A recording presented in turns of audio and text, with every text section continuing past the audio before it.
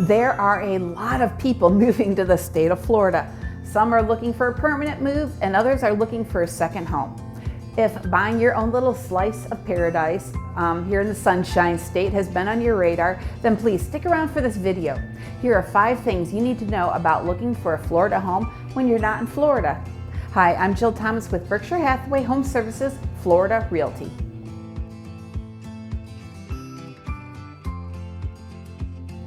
The bulk of my business comes from those who are actually outside of the state of Florida.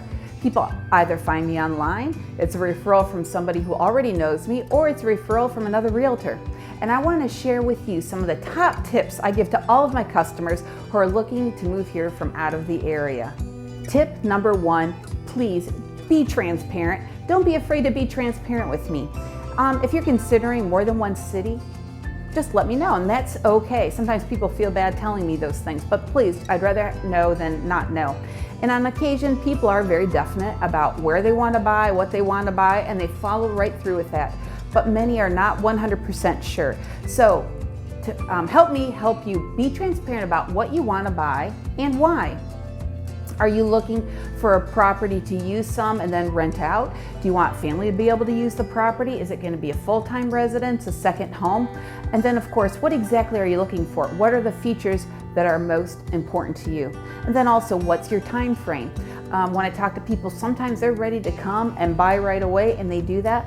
Others might be months out, and others could be even a year or more out from wanting to buy. So number 1, be transparent. Number 2, be flexible. Now be open to other ideas. Sometimes buyers, they'll give me those list of wants that they have, which I do appreciate very much. But it's not unusual if their perfect property either does not exist in our market or not at their price range that they're in. So just be a little bit flexible with some of those things. And then there's also things in the state of Florida that maybe you've never considered, such as flood zones. We've got flood insurance, wind insurance, pet restrictions, rental restrictions, 55 plus communities, and we've got HOA dues and condo dues. So there's a lot involved with all of that. And then of course, in general, when people are not as familiar with a community, a neighborhood, property styles, availability of features, just all of those things, they seem to be surprised or caught off guard a little bit at some point. So because of all this, it's not unusual for me to make some recommendations or throw out ideas that don't necessarily line up with what a buyer asks for. Now, I'm not trying to make your life difficult or force something else on you, but I just want to make sure that you're considering all your options and giving you food for thought, because you're not here and you're not local to our area. So I'm trying to help you to make really the best decision for you. Now, once I send you something, you say, you know, Jill, I don't really care for that. That's fine. Like I said, I'm not trying to push something on you, but I want you to consider everything. Now, let me give you an example of this. Okay, I've had some buyers from like 5 or 6 years ago who were looking to buy on Longboat Key, and they came down and then decided to put the purchase on hold for a while. So this year in 2020, they came back to me and said, okay, Jill, we're ready to buy our Longboat Key condo that we've always wanted. Well, throughout this process then this year, I did, just for kicks, send them some information about Lakewood Ranch. And they said, wow, Jill, this is an interesting area, but nope, we're not interested. I said, that's fine. Now, for those of you who don't know, Longboat Key, the original place they wanted to buy, is to the west. It's a key, it's a barrier island, it's on the water. And then Lakewood Ranch is all the way to the east of 75. It's a good 30 to 40 minutes away from the beach. So they said, you know, nope, that's not for us. But guess where they just closed at? Lakewood Ranch. So you just never know what might be a good fit for you as you know, you kind of ponder those things. So like I said, just be a little flexible about some things. Number 3, be inquisitive. Please ask lots of questions. There's no bad or silly questions. You're buying a house, whether it's $200,000 property or a $3 million home. That is a lot of money. So I'd rather have you ask me a lot of questions, and then maybe if I need to connect you with a professional, if it's outside of my area of expertise, then for you just to rely on internet searches or talking to family or friends, especially those who are outside of our area. So please be inquisitive. Number 4, be pre-approved. Now, if you're going to get a loan at some point, I'm going to say, let's get you pre-approved. Now, if you're thinking that you're not going to buy for another year or so, you don't necessarily have to get pre-approved right now today.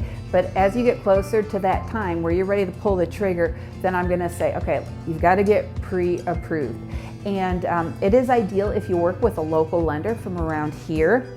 I did a whole video on that subject, so I'm not going to go into too much detail about that right now, but it would make it a better process if you did use a local lender and not necessarily your bank up north or a .com institution. So number 4, be pre-approved. And then the final tip, and maybe the most interesting one of them all, is be aware. There are pretty consistent comments or questions I get when people come down to start looking at properties versus exploring Florida as just a vacation place.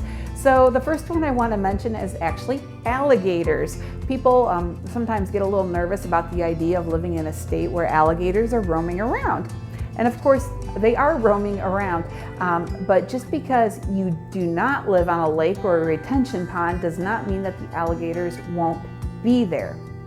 But with that being said, I've lived here since 1991, and I've never had an alligator in my yard or even in my neighborhood that I've seen. I do have ponds in my neighborhood. I've never seen an alligator around. I've had a friend who had an alligator in her yard or close to it before. They show up on a lot of times on golf courses, but I just don't want you to think that we've got alligators walking up and down the sidewalks all the time. It's not that common of an occurrence, but you certainly need to be aware of them, especially if you have small pets. So first one is alligators you need to be aware of. Number 2, okay, rain gutters. That's something else that people are always surprised about. We'll be halfway through the day looking at properties and they'll go, wait a second, there's no rain gutters. They're not super common, maybe more on new construction, but otherwise I see rain gutters. If they are on a home, they're just at like key spots, like maybe the front door and the back door. And I think it's because we don't have basements, which is another thing to be aware of. We don't have basements because of flooding. And so the gutters aren't as necessary because we don't have the basements. And then the last thing I want to mention are actually lanais. Lanais are the little porches in the back of the homes that are screened in, and there's usually like a ceiling fan on the ceiling. And so people are often embarrassed on asking how to pronounce that word because they see it in the listings. So it's lanai is how you pronounce it, L-A-N-A-I, lanai. And so the lanais are just typically those screened-in rooms in the back. Sometimes they're a little nicer. They might have some windows, but they're not air-conditioned. It's just open to the elements more. Now, my grandma used to call them Florida rooms. I don't hear that term a whole lot anymore, and maybe it's just not in our area, or maybe nobody uses it anymore. I'm not really sure. So, but a lanai or a Florida room, the same thing. Well, I hope these 5 quick tips are a help to you as you begin your search for a Florida property. Now, please know my style is not to be pushy with any type of buyer. In fact, I will point out anything potentially negative or really things that you should be mindful of because I don't want you to be caught off guard or surprised by anything. I'm not trying to talk you out of purchasing a property, but I just want you to see it with your eyes wide open. You know, any property is going to have imperfections, but I want you to know what those imperfections are and make sure that you can live with them. Now, if you have any other questions about Florida homes or the buying process, give me a call. I would be so happy to talk to you about those things with you. And then, of course, wherever you're watching this on social media, please like, comment, friend, follow, subscribe. And if you're on YouTube or Facebook, please hit that notification bell. Thanks so much for watching. I'm Jill Thomas with Berkshire Hathaway, Home Services, Florida Realty.